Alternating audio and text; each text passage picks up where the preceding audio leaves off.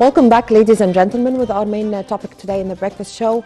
We are going to talk about the new republic and the mega projects that took place in Egypt and also that changed the face of Egypt.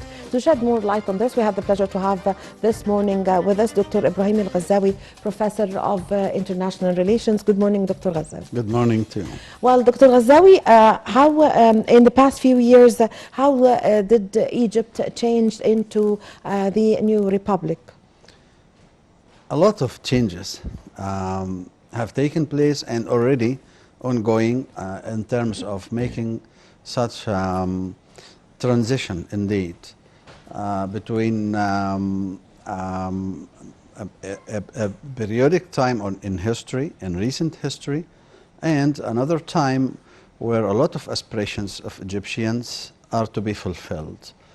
It all started probably in 25th June revolution with a lot of aspirations and also subsequent political disturbances, I would say, until 30 June revolution came, and a lot of things, of course, were amended and have taken the whole country back into the right trajectory. On the right track. Yeah, on the right track. And starting specifically as from November 2016 with the launching of the ambitious economic program of reform in Egypt, which was very harsh indeed at the beginning, but also was very ambitious and was very serious. And a lot of positive changes have taken place since then. Yes, the cost was very high, I would say.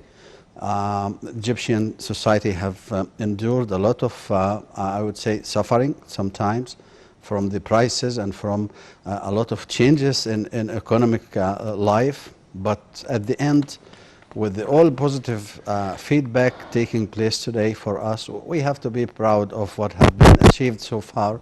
And also we are expecting a lot of positive feedback to be coming in the near future, inshallah. Yes.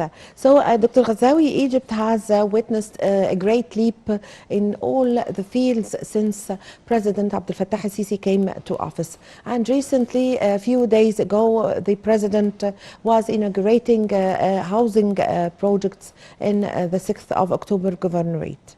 Or city, the 6th of October city. So could we start with the housing projects and the mega projects that took place in and also integrated cities in Egypt since 7 years ago that started?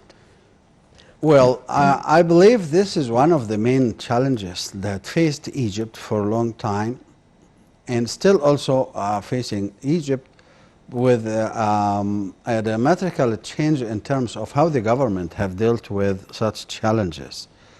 Well, it all started with the unprecedented high growth of birth rate. So we have an enormously growing number of people living in Egypt, and in absence of a parallel plans of development and employment and projects that would absorb this increase in inhabitants, we had this prolonged suffering that have been existing for a long time before 2014. Yes. Well, one of the main achievements I would say here is looking into this chronic problem and addressing it from the roots. And also transferring the slums into, for example, Al-Asmarat project. Actually, that is one of the main, sparkling achievements, I have to say. Very important projects. Yes. Well, very important because of several reasons. First of all, this was inhuman living conditions for big part of Egyptian society who were living in slums in a very low level of living, with very torturous living conditions, I have to say. And secondly, in terms of the security and stability of our society, living in slums was always connected with high rate of crimes, high rate of violating the laws, high rate of, I would also, birth rate that was very high in such places. and a lot of complications, societal and psychological, and all the expected complications that Yes. usually are attached to such poor living conditions we were suffering from, until the government have undertaken this problem from the roots. Yes. By the rebuilding and recreating new societies, moving hundreds of thousands of families from these places to another replacement places where they live, as you said, for instance, in Asmarat society or city. And beside the Asmarat, there are other tens of locations where the families that were living in very poor conditions have been living in diametrically much better living conditions, where they have living in dignified societies, Yes. beautiful homes and apartments. Facilities are available all the time. A clean life, I have to say, which is also a positive feedback for the government. It's not only for those individuals. Yes. It's for the society from one side, and also for the government and stability of the whole country, I have to say. Because if you endure such suffering to be continuing in any society, you have to expect a lot of crimes to happen, a lot of disturbances, a lot of societal unrelief and instability. Yes. All of these things are usually attached with densely populated areas with the absence of main facilities and Yes. absence of main resources. This is one of the main points of success for the government since President Sisi have taken office in 2014. Was very, I have to say, very keen to Yes. see this reality changing on the ground. And even he stated several times that he could not endure viewing some Egyptians are living in such poor conditions, and he was very much determined to change this reality, which already have been doing that since then. And I have to say that we have gone long enough in that process, where all the dangerous residential areas have been already demolished. Yes. And people were living in these areas were Yes. already taken and placed in another Yes. very nicely accommodated areas. And with the prolonged plan for cutting the roots of this problem, Egypt have a plan in 2030 to have no slums at all in Yes, Egypt, of course, yes. which is very ambitious and I have to say unbelievable. Yes. Because a lot of investment have been put Yes. in this process, and I think it's more than probably what have been done in 50 years was done in the last 5 or 6 years. Yes. Yeah. Also, Dr. Ghazawy, the Decent Life initiative that was launched by President Abdel Fattah al-Sisi in order to raise the standard of living of more than 53 million Egyptians is also one of the very important projects or initiatives taking place since President Abdel Fattah al-Sisi came to office. And actually, the Decent Life initiative started from Upper Egypt, which is Upper Egypt was a place where that was forgotten for years before the president came to office. Well, that's true. One of the main marginalized areas was Upper Egypt, I have to say, for long years. So everyone indeed can witness very positive changes in Upper Egypt today, with the government allocation of more than 337 billion Egyptian pounds for development there. Yes. Adds to what you said about Hayah Karima or Decent Life, yes. initiative, which means a trilateral developmental lines addressing infrastructure, addressing employment and projects, and addressing also humanitarian development. Yes. And all these three important lines are being done today in Upper Egypt, and I have to say in most of Egypt land today. it's one of the most important, probably, mega project that any country could ever have Yes. in its history, because we usually say that if you'd like to put a solution to a chronic problem, you have to go to the roots. You have to go to the take-off causes, the take-off points Yes. of the start of the problems itself, which is already being taken care of. Yes. Well, it adds to this facts, another facts that would even more, signal the significance of this change, which is our realities today around us, whether territorially or internationally. I have to say that the globe, the whole world is facing challenges and crises today much more than any time before. I'm not talking only about the world, I'm talking even about the territory around us, the countries Yes. around us. A lot of destabilization, a lot of disorders, a lot of chaotic events taking place around us. Yes. Adds to, of course, the COVID-19 and its variations, challenges and Yes. its side effect on the whole world economies, which have taken all the positive growth rates to Yes. minus level. All of these considerations adds to the current crisis of Eastern Europe, Yes. Russia and Croatia, with the side effects of this, skyline touching prices today in a lot of items. All of these challenges would signify and also signal and disclose how we are managing to deal with the challenges in such tough and difficult times. That makes even makes development deeper and more successful. Yeah. We are doing this in realities around us which are very unfavorable in around the world around us, with even positive feedback about future assessments of our economy performance, like World Bank and Fitcher and other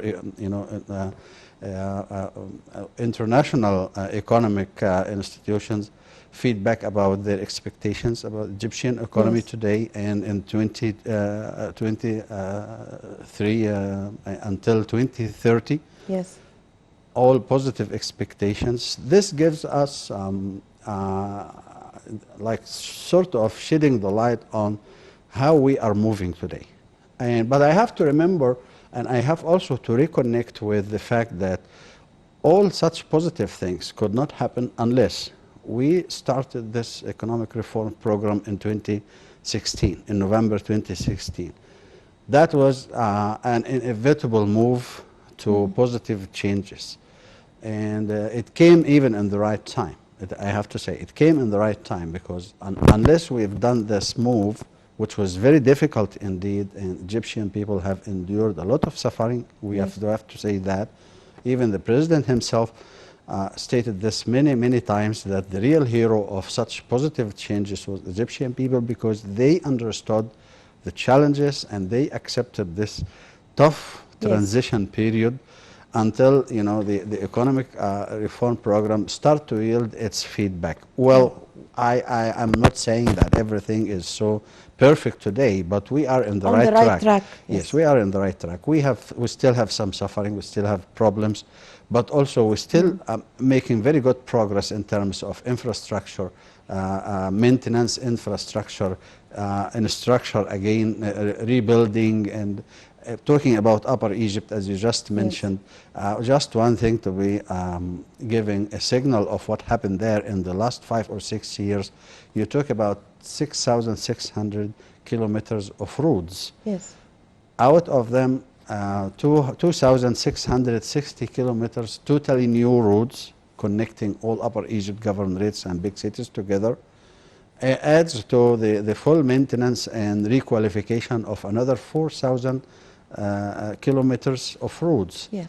Well, this is really achievement, an enormous achievement, I have to say. It takes a lot of money. It's more than probably 70 or 74 billion Egyptian pounds were invested in this particular point. Yes. And some people would say, okay, what does it mean? Yes, it means a lot. If you have good roads, Yes. it means good investment, it means good future employment opportunities for people who are unemployed today. It means an attraction for creating new societies in deserted areas.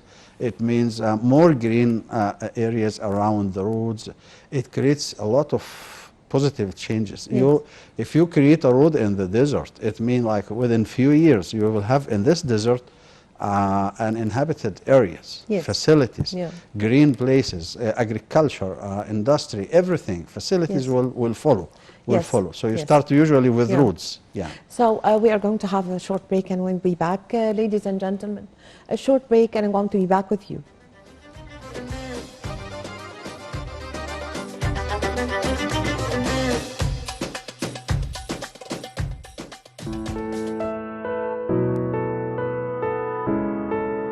مبادرة حياة كريمة هي محاولة مننا إن احنا نعالج مسائل مزمنة في مناطق هي الأكثر فقرا على الإطلاق في بلدنا مصر، ونغيرها تماما. ما يبقاش في بيت نسيبه، ما يبقاش في طريق نسيبه، ما يبقاش في صرف صحي ولا مية شرب لما ندخلها.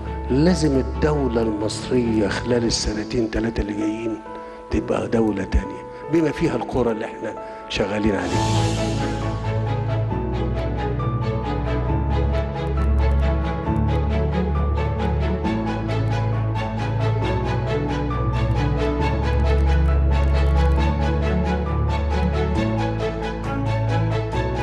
حياة كريمة يعني المواطن البسيط الغلبان اللي هو بيجيب قوت يومه يوم بيوم، عاوز يحس ان هو عايش عيشة آدمية.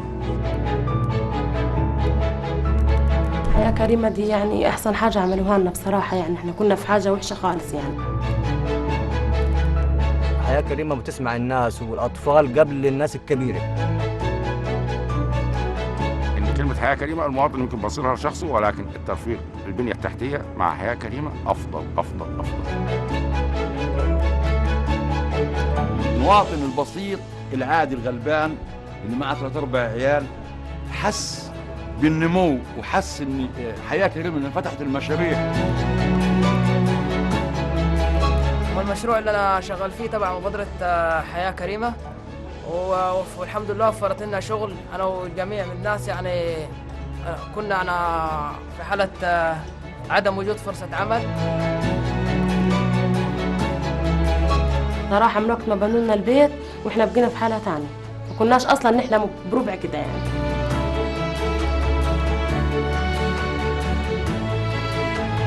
صراحة أما تخش على الواقع تشوف البيت عاوز يصب تصبه، عاوز يتبني بتبنيه.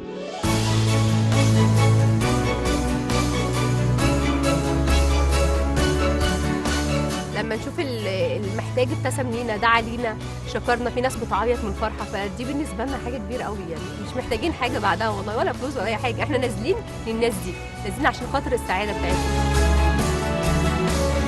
المجتمع كله هينهض ازاي لما كلنا نكون كويسين؟ المجتمع مش فرد واحد، مجموعه افراد، فلو كلنا عايشين حياه كريمه فهيبقى المجتمع كله هينهض. مصر دي ان شاء الله محفوظه، ومحفوظة من زمان السنين.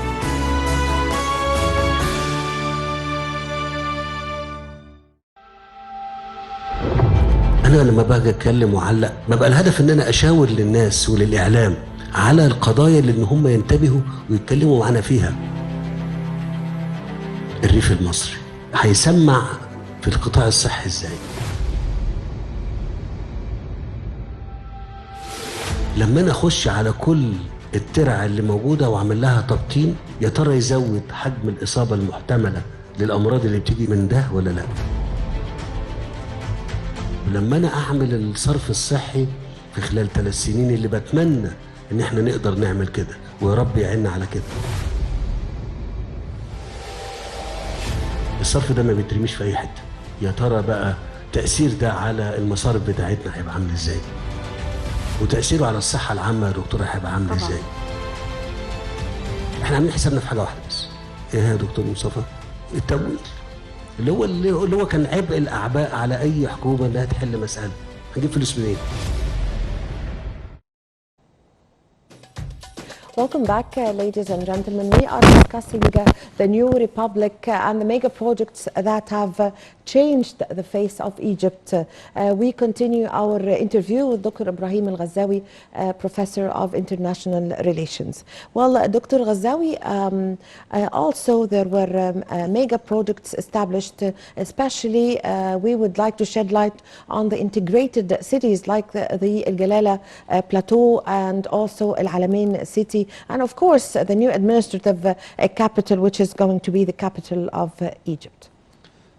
Well, it was to some extent unprecedented solutions to chronic problems from one side, and also fulfilling aspirations of sustainable development in the future. Yes. And the other side. Simply, if we talk about Cairo as our current capital, yes. Populated long time ago, and although the government have invested tens of billions of Egyptian pounds in the last 2 years, but I have to say that even though, well, there is the realities are the same. You know, it's densely populated, so you are not changing the main causes of this I would say densely populated and also large numbers of challenges usually attached with this high or very big number of people living in one place. So you have to think out of the box. You have to go to have a solution that could be sustainable for long years. And thinking of getting out of Cairo, well, although it was not new idea, I have to say, it started probably long time ago. But with the President Sisi administration, this sort of solution have taken another depth. Yes. Was by creating totally autonomous societies. You mentioned Al Galala Heights. Yes. You mentioned new capital, administrative yes, capital, and also Al-Alamein. Al Alamein Al Jadida adds to probably 21 or 22 new cities. Where usually, if you start such kind of projects, you may wait for 10 or 15 years. No, but with this sort of initiatives, sponsored and pushed by President Sisi himself, every day. So the tempo of performance is really quick, very quick. And the time means a lot. Rapid movement. Yeah, because he usually say that we don't have the luxury of time. So there must be a very quick tempo of performance, of work, of day and night work, and looking into, for instance, administrative capital, with the achievement process ongoing 24 a day, 24/7, I have to say. So there is no time off in such places. The idea is, as we usually say, there is a race against time.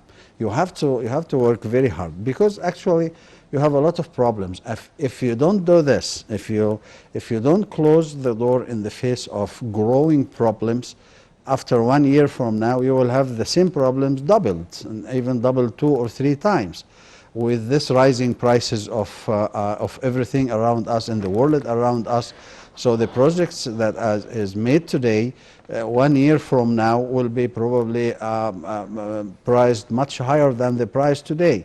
Yes. So any achievement today is really adding a lot of momentum to the achievement as a whole, and also, like, emptying over or densely populated areas like Cairo, Alexandria, Mansour, and these big cities, and taking a ratio of this population to new cities, which will take place probably in the coming months in new administrative capital. Will start to the first phase of movements.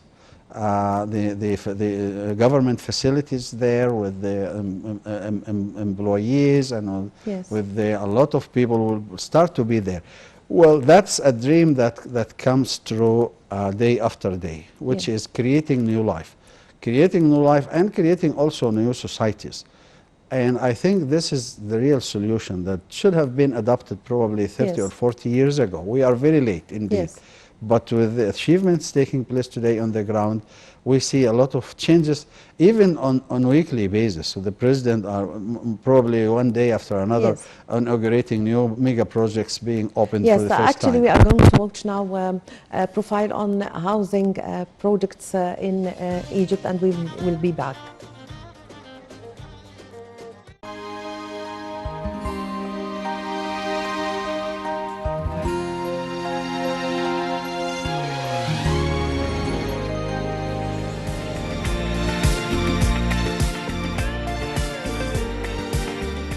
اي حد عايز اسكان اجتماعي بنوفره بالشكل اللي انتم بتشوفوه.